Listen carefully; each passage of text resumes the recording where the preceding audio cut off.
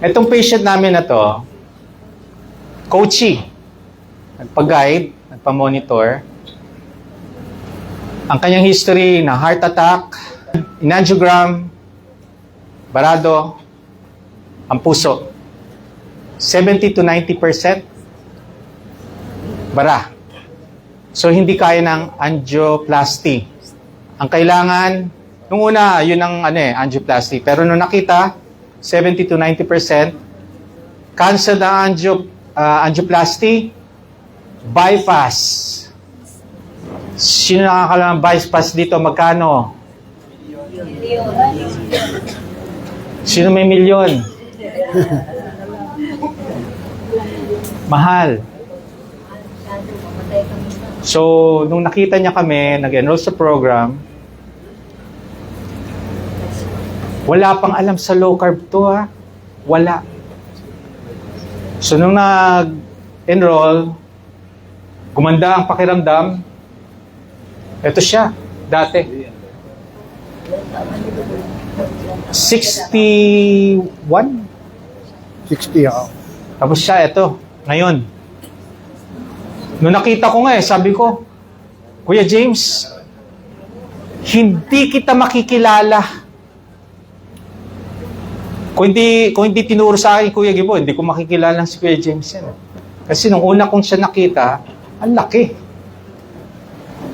94 kilograms. Ito, Doc, yung time na second heart attack daw siya. Second heart attack. 1 year na siya ngayon. March dati. So, March 6. 1 year na siya.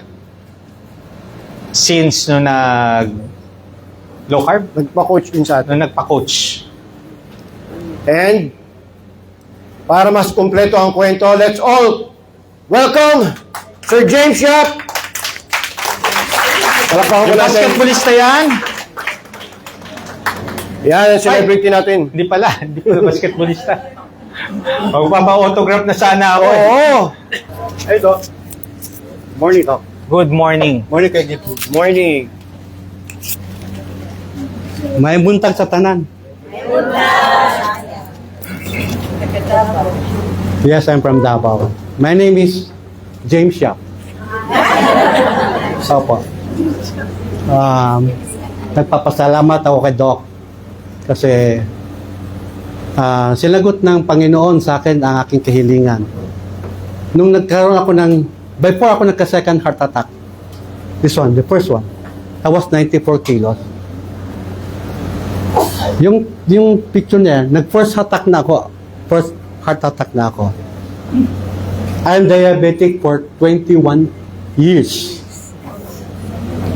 Hindi pa ako high blood. Hindi pa ako umiinom ng high blood. Nag-insulin? Diabetic. Nag-insulin? Pero insulin ako, 2 tablets a day plus insulin sa gabi. 24 units insulin every night. More than 6 years. So noon, wala pa ko kayo realize na lisod din hospital. Pag na-hospital day ka, almost 1 million ang gastusin mo karon. No? Kaya na-ICU man ko, first heart attack, iniagi ko ICU. Taga-alang ko tambal. So mo to ni dagan ang 1 year. And that picture, nagasungkot-sungkot na ko. That was October 2024. Pagka December 31, nag-second heart attack ko. Sulod na po kong ICU, 7 days. 60 years old na ko. Dito na ko na-realize, kanya atong lawas, karon wala pa ta ni aging hospital, nasakit. Pag moabot ang time, na dalungay kag hospital, kay tungod sa imong metabolic health. Lisod day kayo. So moto, pag second heart attack na ako, nag-ampod ko sa Ginoo, Lord, maayo pa ba ko? I'm still 60 years old. Ako asawa, 58 years old. Nabakoy chance Mayo. Akong heart, 3 arteries barado, 70 to 90%. Dili na ko pwede angioplasty. Gisultihan ko sa akong doktor, triple bypass. I have 2 cardiologists, 1 pulmonary, 1 IM. Napakoy nephrologist. Nag-monitor para sa kuha because of that.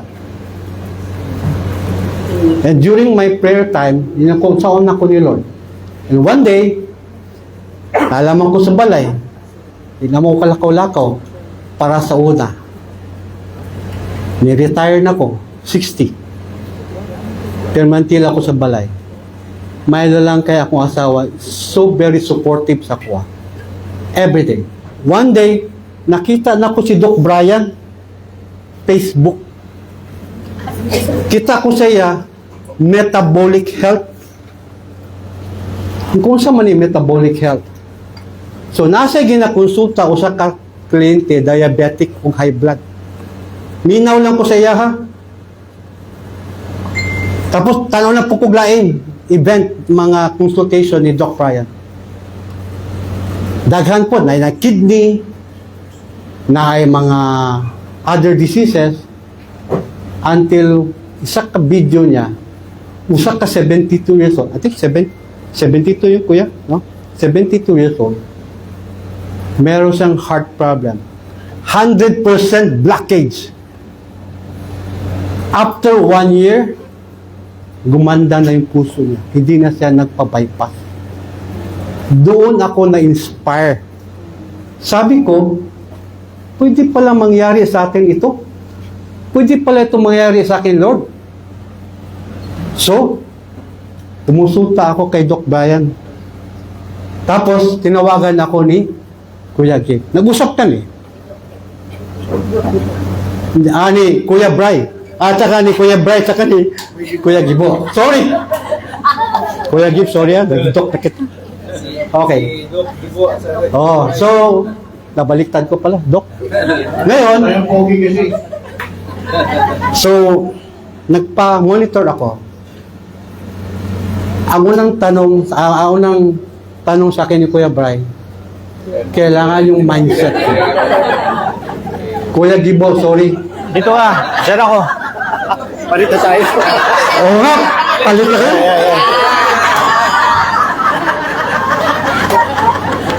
Ayan. Si Doc Bry. Kala ko si Kuya Brian, kasi Doc Gibo. Pogi kasi. Kaya, ngayon lang kami nakita ni Doc Bry. Kahapon. So, tsaka ni Kuya Gibbs. And sa asawa po niya. Thank you. Ngayon, nagpa-monitor po ako. Sinabi ako ni Kuya Gibbs, kailangan yung mindset ko. Importante. Sigurado ka ba? Ano bang purpose mo? Bakit ka magpapamonitor? Sinabi ko kay Kuya Gibbs, gusto ko gumaling. Kasi nakita ko doon sa mga video na napaka-consult ni Doc Bry. Ang dami nilang magagandang result. Ang daming magagandang result na nangyayari. Dahil doon sa low carb. Hindi ko naintindihan yung low carb. Until in-explain sa akin kung ano yung ibig sabihin ng low carb. Next question. Kaya ko ba? Kaya ko ba gawin yung low carb? Kasi dati, maya kain ako ng kain. Pag gutumin ako, kain. Gutumin ako, kain. Order ako sa Grab. Pabili ako ng ganito. Kung lalakad kami, kakain muna sa labas. Everything, puro high carbs. So, nung nalaman ko na dapat iwasan ko yung high carb, especially sugar, especially processed foods, canned goods. And then ginawa sa akin, nag-monitor si Kuya Gibbs sa si Doc Bry. I'm happy. Now, it's 1 year.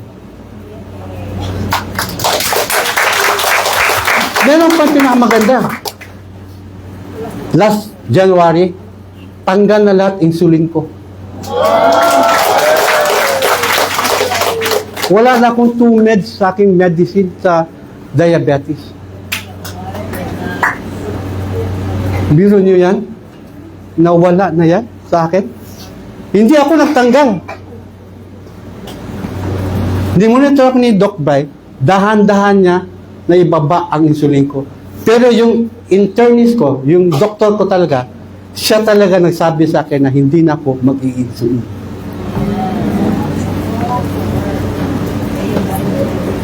So, I'm happy. Nagpasalamat ako sa Panginoon dahil binigay sa akin si Doc Bry.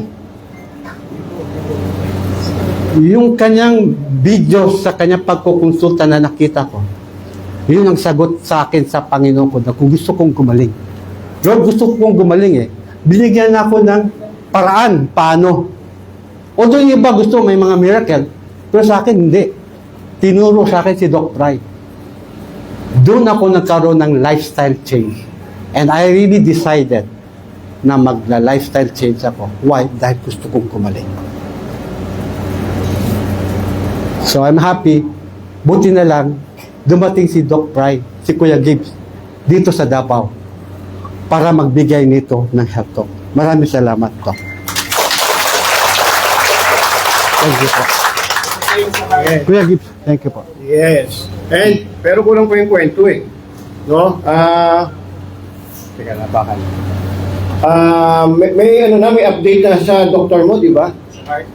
Sa Yeah. Oh, anong sa heart. salita daw? Sabi nung dapat triple bypass Triple ka na, di ba? bypass. Last September, nagpag-to-do echo ako. Yung sinabi sa akin, after sa result ng to-do echo, sabi sa akin ng cardiologist ko na pwede na daw ako mag-angioplasty. So, ibig sabihin, sinabi niya, parang pwede na pasukin yung aking ugat na angioplasty, yung stent na true angioplasty. And then, sabi niya sa akin, yung December, yung second heart attack ko, yung isang part ng heart ko, hindi gumagalaw. Noong September, sabi niya sa akin, gumagalaw na yung part na yun sa aking heart. Wow! So, but again, sa aking pag-start ng pag-monitor sa low carb, ang pinaka-importante rin sa akin, yung ginawa ng asawa ko at ang pamilya ko. Dahil sila ang nag-support sa akin. Biro mo, ako lang mag-isa sa bahay at yung katulong namin. Pero every time na nagpapalengke ang wife ko, lahat ng pagkain ko, inaayosan niya, kainin ko sa umaga, tanghali, at sa gabi. Paglalabas kami, dahil may birthday, nag-invite ang anak ko, o may mga ko, yes, nagbabaon ako. Sila kumakain, ako nagbabaon. Minsan pumunta kami ng Paradise Island, beach. Bawal madala pagkain, tama? Oo, bawal. Bawal yun. Kasi dapat doon ka kakain. Doon ka lang mag-order. Nakipag-away ang misis ko. Dala ako baon. Sabi niya, mga lulugi ba kayo dito? Ito lang pagkain ng asawa ko. Kailangan niyo ito kasi iba yung kinakain niya, mayroong health problem. Sukot Di, na. pinapasok ako. Dala yung pagkain. Explain lang, explain. So, every time lalabas kami, I really bring baon. Pero nung birthday ko ngayon, 1 year, nag-cheat ako. Sinabi ko kay Doc, nag-cheat ako. Tulong lang. Yung araw lang na yun. Sabi ko, may 62nd birthday, last February. So yun, nag-cheat ako. Anyway, thank you so much. So, konting view para maintindihan nila yung nangyayari sa atin o tayo nagpag-guide, di ba? Okay po. O may one time, biglang hindi ka makahinga ba yun? Pakikwento mo nga. One time, hindi ako makahinga. Tumawa ako kay Doc. Nahihirapan ako. Talagang maalala ng misis ko. Kinausap ako ni Doc. Nagdadrive si Doc sa kotse. Kinausap niya ako. Doc, nagpapal-dictate ako, hindi ako makahinga. Kailangan ka kumuha ng mag-oxygen ka. Right then and then, bumili agad pumunta ang wife ko dun sa aming doktor, nagparseta siya para magkuha kami ng oxygen. Si Doc na sabi, 0.3 muna gagamitin mo ang gagamitin mo sa oxygen. Ilang months yun habang nag-low carb ako. But still, because I wanted to be healed. So, kinaya ko lahat ng mga ginawa, yung nangyari sa akin. Yes, yun yung, yan palampakan natin, no? Yun yung sinasabi natin na, sinasabi nito kanina na hindi lahat talaga pwede mag-DIY. May mga cases talaga na kailangan guided tayo, lalo sa case ni, Yun ang benefits na naka-enroll sa program. Anytime when there's an emergency, pwede kayong tumawag. So, dahil nung pandemic noon, COVID era, nag-handle din ako ng mga COVID patient. Hindi ako takot sa mga COVID. Low carb na ako eh. So, hindi ako takot noon. So, nag-home service ako. Nagpapalagay ako ng oxygen if needed. Nag-suswero. Pero kailangan may nakabantay na nurse. Doon sa nung COVID era. Kaya nung nakita ko yung nung symptoms niya, tingnan natin kasi may oxygen. Sige. So, nag-improve. Yeah. And then, ang regarding sa kidney, Sa kidney pala. Yeah. Hindi ko alam, nung nagpa-monitor na ako kay Doc Bry, so, binigyan ako ni Doc Bry kung ano yung dapat kong kainin. No? Hindi niya alam na meron na pala akong kidney problem.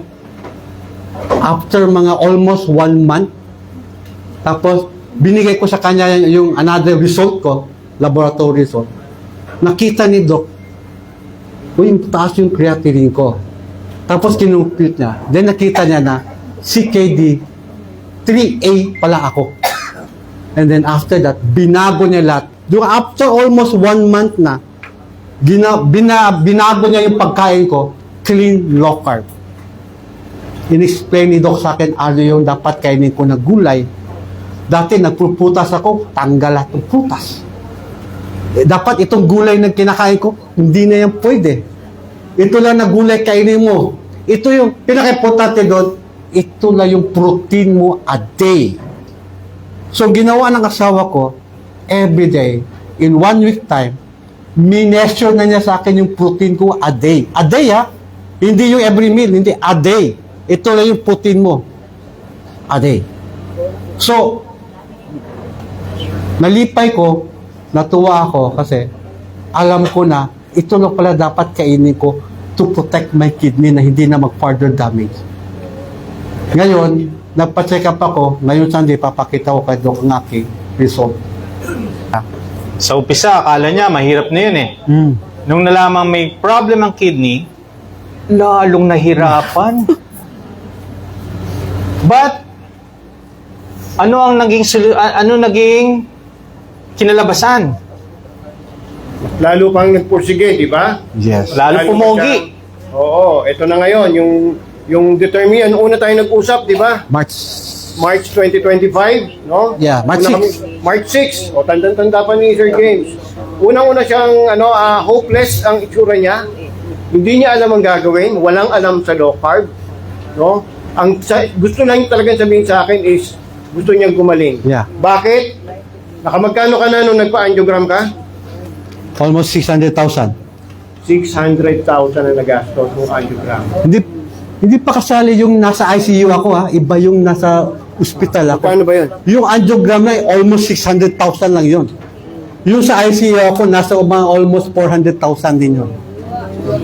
Diba? Nasa 1 million na. Ngayon, hindi nga natuloy yung angioplasty kasi nga nireject ng doctor dahil hindi na raw pwede ng angioplasty. For bypass. Bypass na, triple bypass. Magkano daw yung triple bypass? 2 million. 2 million. Nung nag-uusap kami ni Sir James, yun ang sabi niya sa akin, wala nang 2 million, di ba? Wala Kasi ubus na eh. So low carb na lang to siya aasa. Kaya yun yung right mindset na ginawa ni Sir James. Yeah. So, palakpakan po natin, no? Na ito na yung patunay at we are very glad. Nung una kami nagkita ni Sir James kahapon, parang ang tagal-tagal na namin nagkita. No? Kasi first time namin nagkita kahapon, at hindi ko na talaga namin siya namukhaan. No? Nung una ko siya makita, ganun. No? So, again, thank you so much. Thank you, Kuya Gabe. Thank you so much. Doc, Thank you. maraming salamat po.